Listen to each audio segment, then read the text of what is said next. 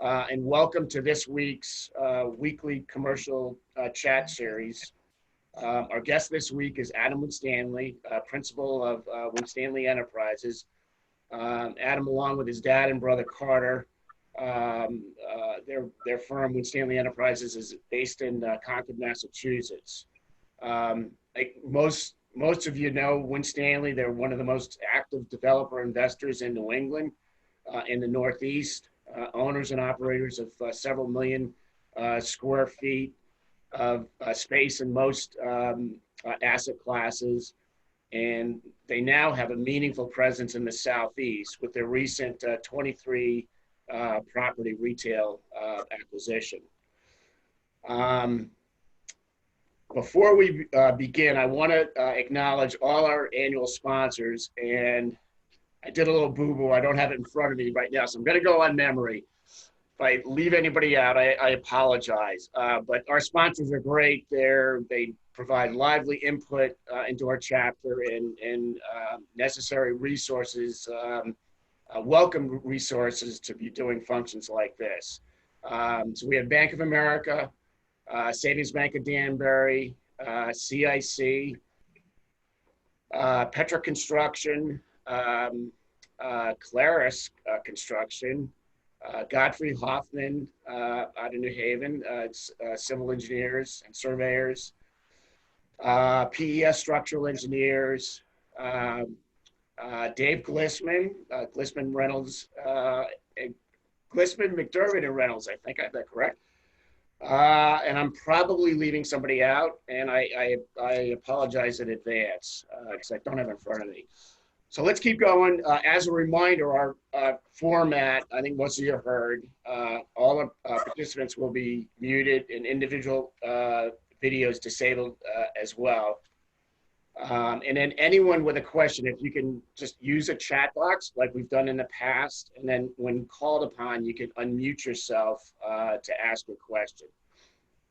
Otherwise, if everyone can remain muted, that would be great so we can all hear out. And we are, like we have in the past, we are recording the session, and the recording will be uploaded to the chapter's website in a few days. So let's get started. Adam, your company is continues to go gangbusters, and I don't know if any of us can keep up with it, but it would be great to just provide everybody with, an overview and update on where you guys are at size-wise and things. Sure. Well, firstly, I just want to say to everyone that's participating today, I hope people have been able to remain safe. And these are challenging times, I think, for all businesses out there, and certainly very unsettling and challenging in a lot of different ways. I've got my 19-year-old daughter is home from college right now, taking classes online. So she's a freshman at Dartmouth. I haven't really seen much of her this year. I've probably seen her more in the last 2 months than I've seen her in the last year and a half. My son's in high school. He is also taking online classes, and he's been also at home, and we've kept a pretty low profile, similar to other families. So our company, we have basically, we have around 60 employees. We have 3 offices. So we have a major office in New Haven. We have an office in Hartford, corporate offices here in Concord. We are primarily, everybody is mostly working from home. I'm the only person that is in our corporate office in Concord besides one admin person that comes in to work with me every day. Everybody else is working remotely except for mission critical facilities people to run our biotech assets in New Haven, and as well as making sure that our properties are secure and stuff like that. So we've made that transition, and I think it's going reasonably well. but I'm sure other people are finding some challenges with working remotely. I think in the real estate business, I think it is harder. It's great to have Zoom, and I've stayed connected with my senior management team. We have meetings, a couple times a week, but the real estate business is still a people business. You need to get out into the field. You need to meet people. You need to show space. You need to be at properties. And I'm finding that part of it is pretty challenging right now. I have started to do some light travel. I'm kind of traveling 1 day a week right now, and trying to be as safe as possible when I travel, but it's not the easiest thing in the world to do. Kind of looking at our company's operations and kind of what we're up to right now and what we're focused on. So our portfolio right now is it's about just under 13 million square feet of commercial space, and our major assets that we focus on are life science, medical, warehousing, logistics, and retail. I'm going to start kind of bottom up. I mean, we own some other types of assets. We own, one parking garage, and we own one technical school. I'm not going to cover kind of the non-core things, but we'll start bottom up with retail. Our retail portfolio is broken out. We have 3 shopping centers, one in Manchester, Connecticut, Shops at Burr Corner. We have a big power center down in Fort Myers, and we have a shopping center in Chelmsford. That is one side of the retail portfolio. The other side, we own a portfolio of 23 freestanding Stop and Shop supermarkets that have an Ahold guarantee on them. That portfolio is about 1.5 million square feet, and that's a portfolio that we closed on in December. And of course, not seeing the future world, that particular deal has turned out to be a pretty good investment because obviously supermarkets are considered essential services, and they've performed very well. Stop and Shop has broken. I think they had the most sales all time in the month of March, and they've performed exceptionally well. And they're mostly, freestanders, in and around Metro Boston, 3 locations in Connecticut, 3 in Rhode Island. The other part of our retail assets have not performed very well. As you could imagine, retail has really taken it on the chin in this pandemic. So Chelmsford, where we have an infill kind of a mini lifestyle center with restaurants and more, mom and pop type retail. We've been clobbered on that particular property. We have none of our tenants are paying any rent there. The tenants are paying operating expenses, so I will say that we are getting some recovery there at that particular property. Moving on to the bigger, more power type retail, Manchester is probably the number 2 asset. We are mostly have deferred rents at that property, and then getting down to Fort Myers, we have probably the best piece of retail property in the Fort Myers market. We have a best-in-class asset. It's 330,000 square feet. We have Dick's, Marshall's, Best Buy, Panera Bread. I just signed a lease with Trader Joe's, so they're going to be opening up soon. That property, we have been able, the approach on retail for us has really been looking at each situation individually. So for example, Marshall's is not paying. We have deferred rent for the month of May, and they're paying half rent in June and July. Dick's is paying half rent down in Fort Myers. And so I think each tenant we've kind of approached the workout separately, trying to understand what their needs are, where their problems, what we can do to help. We've tried to be as careful and as thoughtful as we can. Properties like Chelmsford, where there's more mom and pops, we just came in early and gave everybody deferred rent.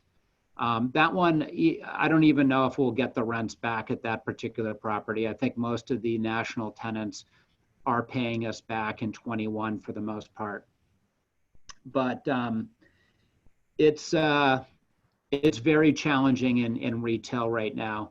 The restaurants I'm very concerned about in our centers. I think, the Panera Breads of the world are doing fine. They're doing a pretty good business, doing curbside takeout and things like that. The family style restaurants that we have, like I have a restaurant called Andiamo, and we have other family style restaurants. I mean, even when Massachusetts opens back up again, same for Connecticut, I don't expect restaurant traffic to pick up anytime soon. Fitness centers are getting clobbered right now. So I think it's very, very challenging in retail. I mean, I think what we're trying to do is extend the plank out to our retailers with the hopes that we can keep them as a viable tenant by giving them free rent and then half rent for some period of time until they can get back up and start generating sales again. So, for anyone that's working in the retail space, I think, other than supermarkets and drugstores, which there's going to be a renewed interest in that asset class, I think, after the pandemic, it's in pretty tough shape. So Adam, it sounds like other than grocery stores and restaurants like Panera that have a built-in takeout, that pretty much all of your retail tenants, other than those, are asking for some sort of rent forgiveness. Yes. Is that correct? Everybody across the board, every single national tenant. My center down in Fort Myers, I mean, I've got, we've got Men's Warehouse, we have Party City, Steak and Shake, all the kind of the major kind of anchor tenants, if you will, the Best Buys, the Dick's, Marshalls, all those guys. Everybody has asked for some amount of deferred rent. And so again, these guys, they were, all these, it doesn't matter what state you operate in, everybody was shut down for some amount of time. And I think the retailers, I've heard, every argument in the book. I mean, tenants have argued that they don't have to pay rent because of force majeure. Tenants have argued frustration of purpose. I mean, I've covered every kind of legal position that you can think of in these leases. But in reality, most of our leases, it's a covenant to pay rent. And so tenants don't really have the ability not to pay rent. Even if it's a force majeure type event, which tenants have made that argument, they still have to pay rent for 180 days under an act of God scenario. And then at that point, they might be able to abate rent. But specifically, we've made a business decision to work with our tenants to the best of our abilities to extend their plank. Some landlords have not made that decision. It's tough going because landlords have expenses and mortgages to pay, so not everybody has the ability to defer rent. Not everybody has the ability to pay right now. But in general, I think whether it's a mom and pop or a national, everybody has asked for some amount of free rent ranging from 2 to 4 months across the board. So if you were to flip into another class like industrial, what rough percentage of tenants are asking for rent forgiveness or abatement? And I'm kind of curious of those folks, how many are trying to take advantage and looking to be opportunistic about their request? Yeah, that's a great question. So we'll shift into industrial at this point. So in industrial and life science, and I'll put life science and biotech and medical kind of in the same field because we do have one medical office building as well. So in our industrial portfolio, which is about 8.5 million square feet right now, as of right now, we have not missed any rents in the industrial portfolio across the board, which is clearly been a stellar performance. Now, I will say, I'm not going to say the names of the particular tenants. We did have 2 of our industrial tenants that did not pay rent in April. One of the tenants, we have their e-commerce facility, and we felt it was kind of being more of a bad actor. And so we put that tenant in default, and they paid rent within 2 days. So that issue kind of went away for that tenant. The other tenant was kind of a bizarre ask, and it's a global credit. We weren't really sure why they were asking. I think there's clearly some amount of tenants that are looking to pile into bad news to try and beat up landlords. And so we said no to that particular tenant. And within, literally like within 10 minutes, they withdrew the request for free rent. I think it was more of the local manager seeing if they could get some free rent out of it. And ultimately, it worked out fine. So the industrial portfolio, which is super concentrated in Connecticut, we do have properties in Massachusetts as well, has been a stellar performer. A lot of tenants are continuing to take down additional space in our portfolio. Seeing a lot of growth right now in e-commerce, and tenants are scrambling to add footprint in that category. So that has been a very strong performer. And the life science portfolio, so we've got around 1.1 million square feet of biotech and life science medical space. We have not missed any rents in that portfolio either. So those 2 categories have been very strong performing. Adam, do you want to talk about an exciting project for you guys, 101 College Street in New Haven, which are planning to break ground this summer? And Sure. Bernadette will try to get we have a rendering of it on the screen to share for everybody. So as far as our activities in Connecticut, we have 2 significant projects that are planned, that are slated to start construction in August this summer. The largest project is 101 College Street.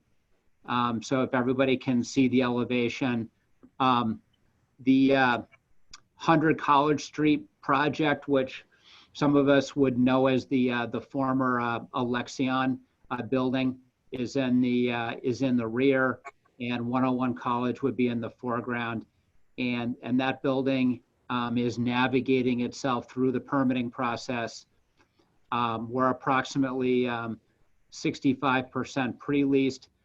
We have arranged our our financing on the project, and it's slated to start construction in August.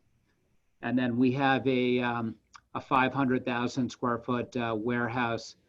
It's going to be 33-foot clear, where we have an anchor tenant lined up, and that project is also slated to start in August. So it's kind of this is a $250 million project. Our warehouse project is about $45 million. So we have close to $300 million of new projects that will start in Connecticut in the next couple of months. 101, of course, being the signature project that we're getting ready to move forward with. Great, great. We have a couple questions, I think. Before we go on to that, I do want to acknowledge 3 sponsors that I left off in the beginning because I didn't have all my notes in front of me. But I want to also acknowledge R.D. Cinto, Robbie and Bob Cinto, 10X, who Adam has had some dealings with in a real positive way recently, and Declare Office Group. I apologize for leaving those folks out. So Pam Ilka wanted to ask about new acquisitions. Pam, did you want to unmute yourself or?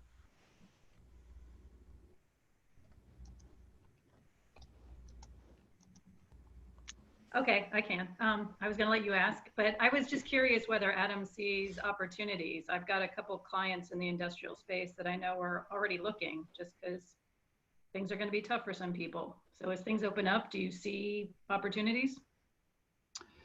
As far as, what type of opportunities? I mean, I was thinking more on the industrial side, but just because retail certainly doesn't seem like that's the place to go. But yeah, I mean, it's really a great question. I mean, I think retail is going to go through a structural change right now. That's obviously going to be very significant.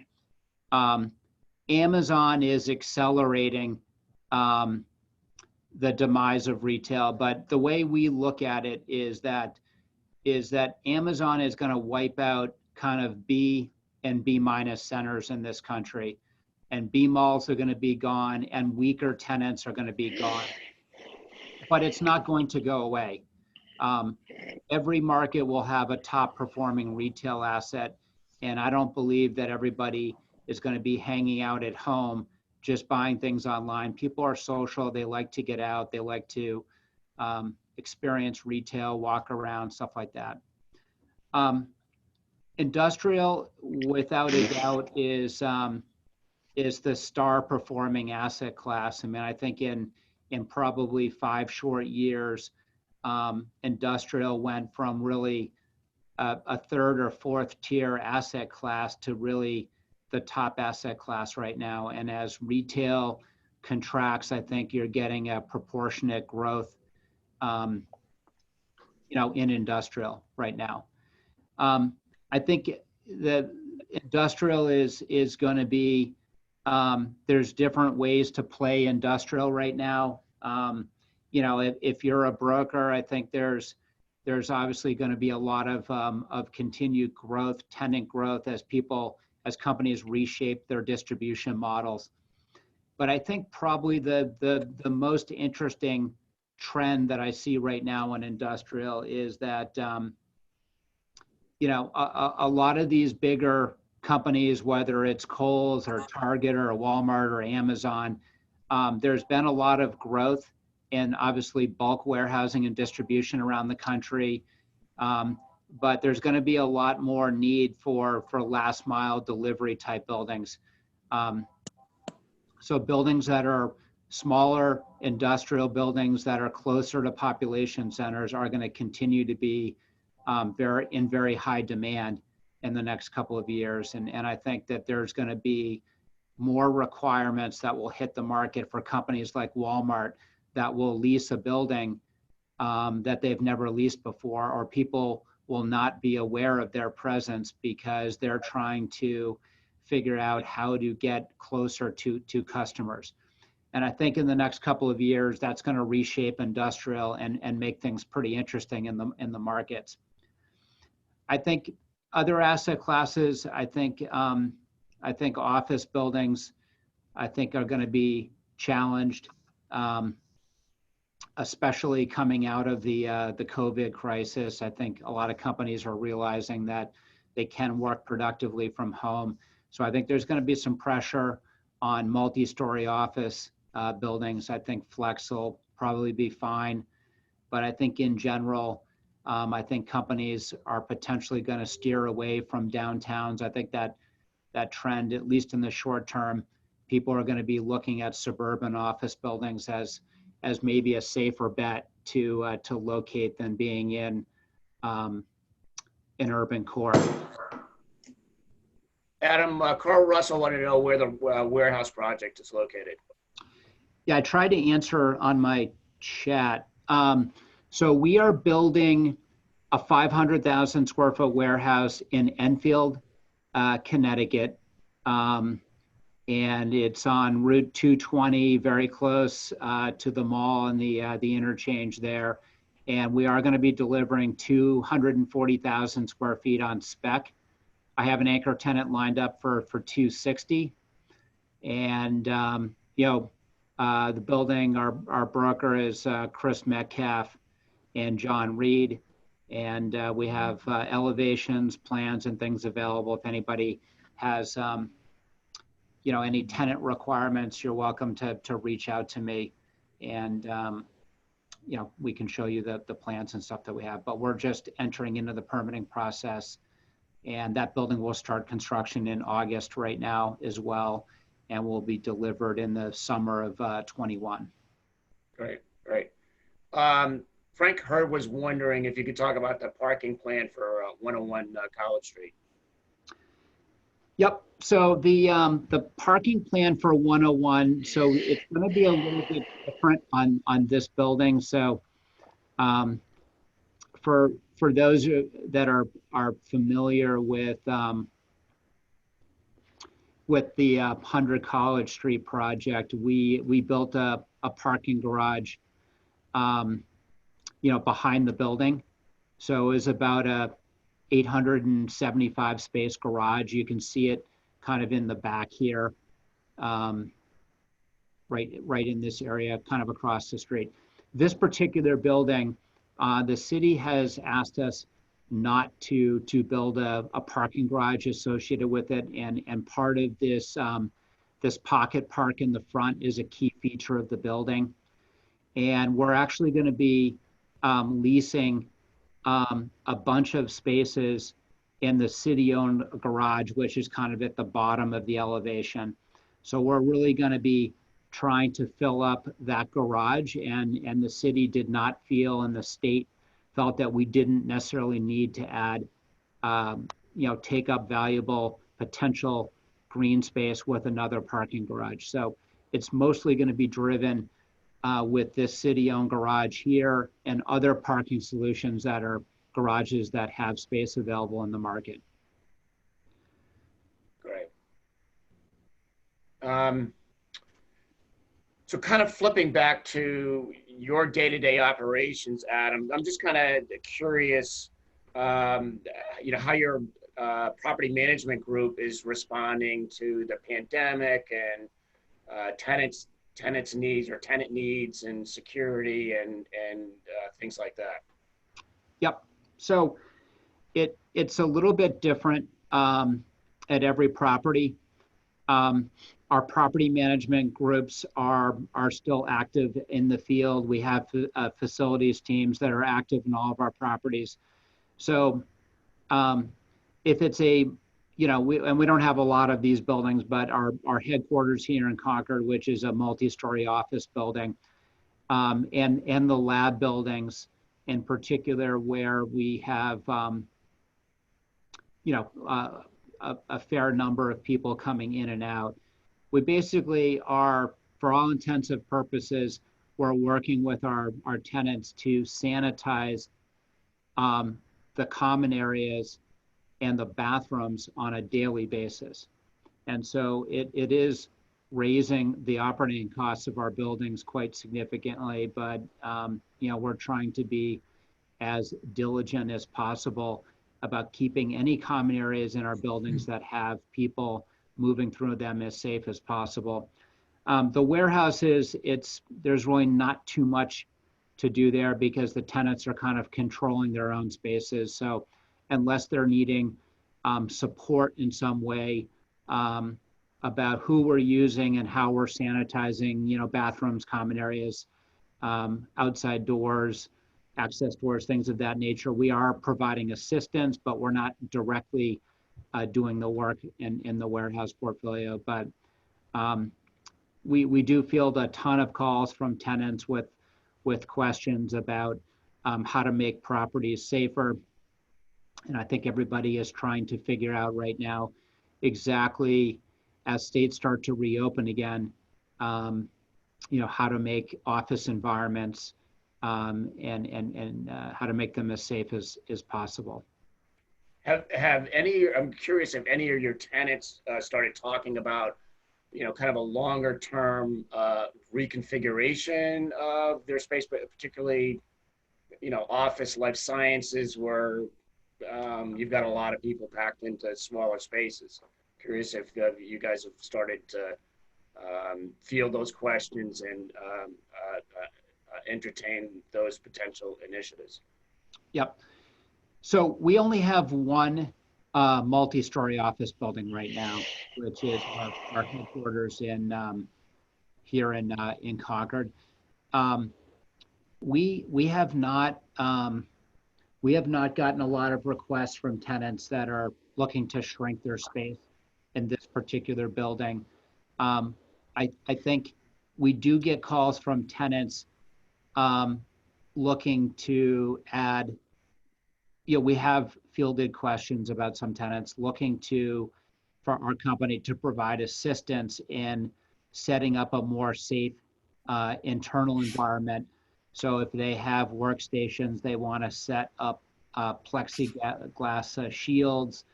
And so we have been doing some space planning and some prep work to, work with some of our tenants to create safer environments. But we don't have any specific evidence or questions looking for tenants to shrink space. I think what most companies are doing is, if you have an office with 30 employees, people I think are going to be looking to operate on, even and odd days, bringing back people so that you might have office density of no more than 10 to 15 people for at least the next kind of 3 to 6 months. I think in general, people are trying to be creative about not congregating together so that we can continue to slow the spread of the coronavirus.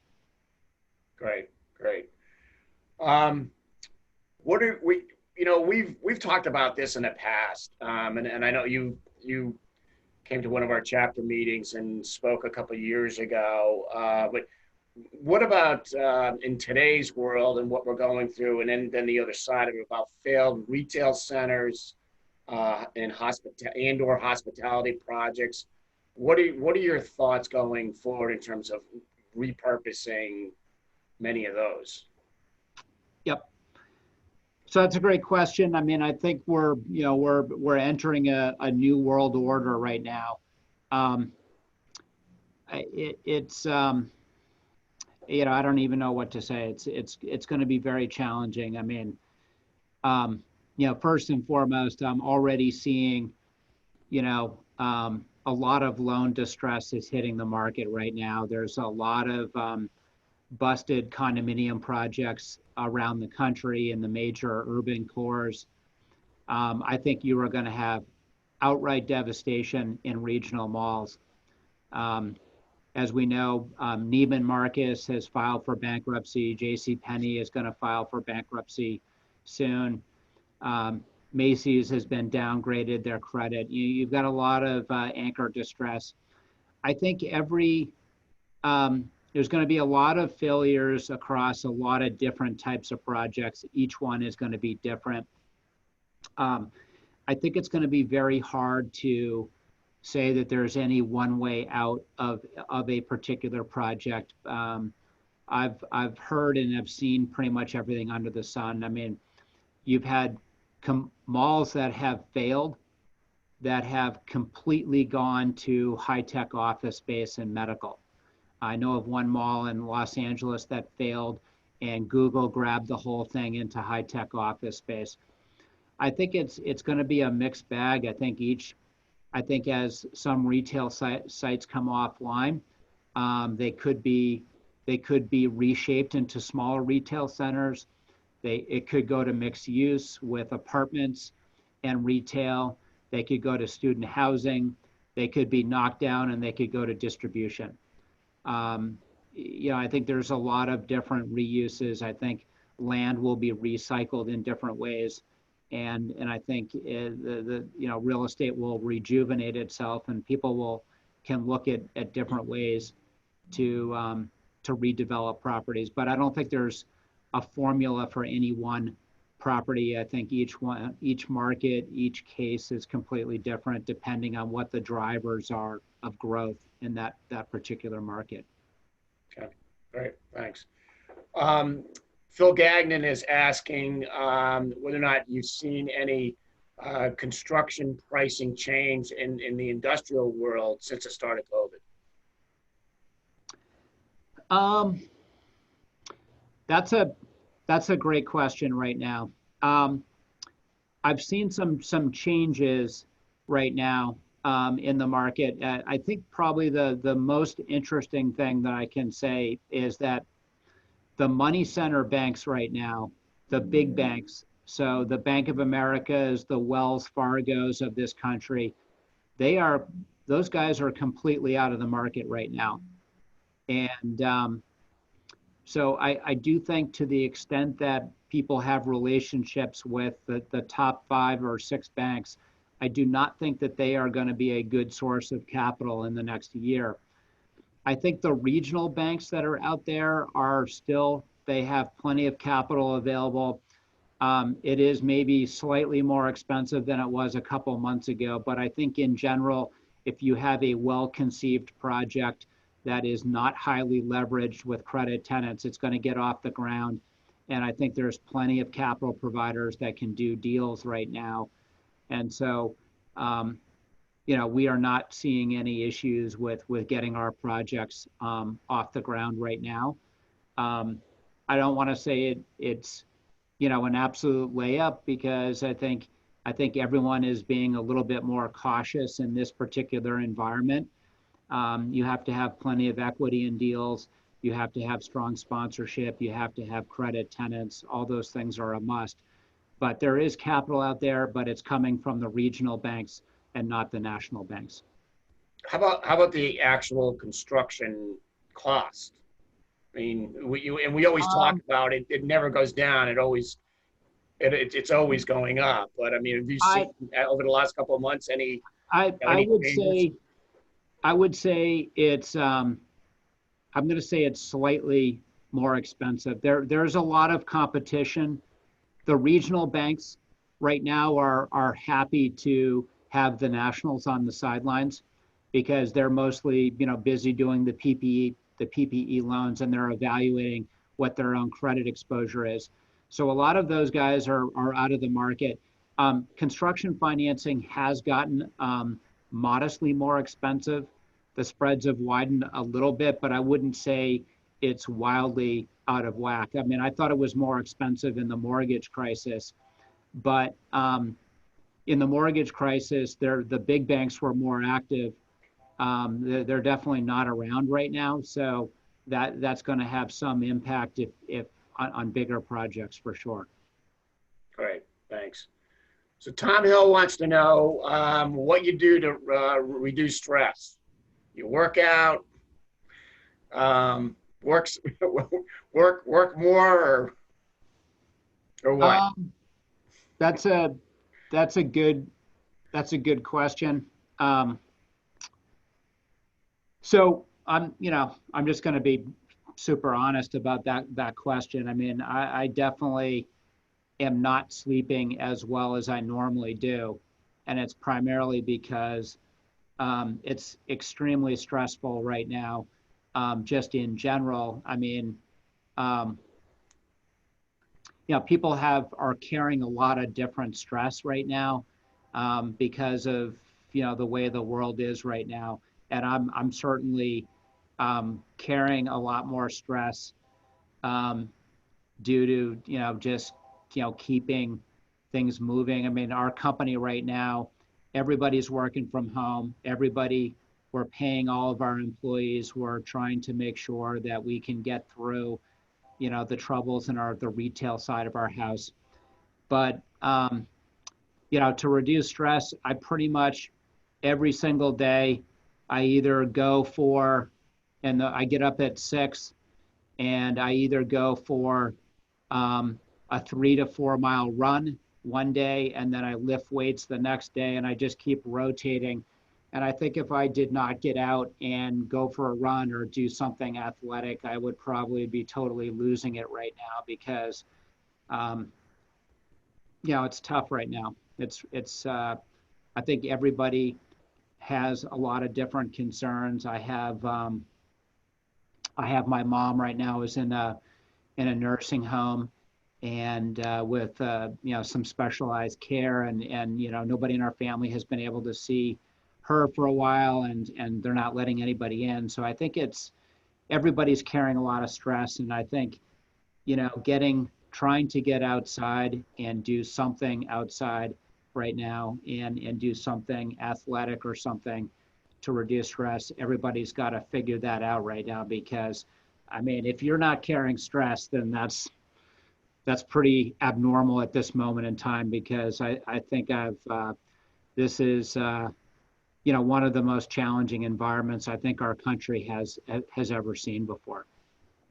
Great. I appreciate it. Well, we're coming up on 45 minutes, which is, we're going to end in a couple minutes. But before we do, Adam, there are a number of people that are on this caller session that have done business with you and your firm, that are doing business with you and your firm. We really thank you for your time today, and we appreciate you and your company being a reputable and honorable and significant player in our marketplace. And thanks again, and good luck with the stress. Yeah, thanks for the opportunity to chat with everybody today. Obviously, I know a lot of the people that participated today, but we're fired up about Connecticut. We continue to invest a lot of time and effort in the state, and we think it's got a lot of potential in the next couple of years. So we're really looking forward to it, and best of luck to everyone over the next couple of months, and staying healthy. Thanks again. And just a quick plug, so next week is our rescheduled breakfast adaptive reuse panel. Mark Duclos is going to be moderating it, and and it is scheduled in the morning. So there should have been an invite, and there will be more. So next Wednesday morning at 8:30. And Adam, thank you again, and thanks for everyone who participated today. Appreciate it. All right, guys. Thank you. Talk to you soon. Take care.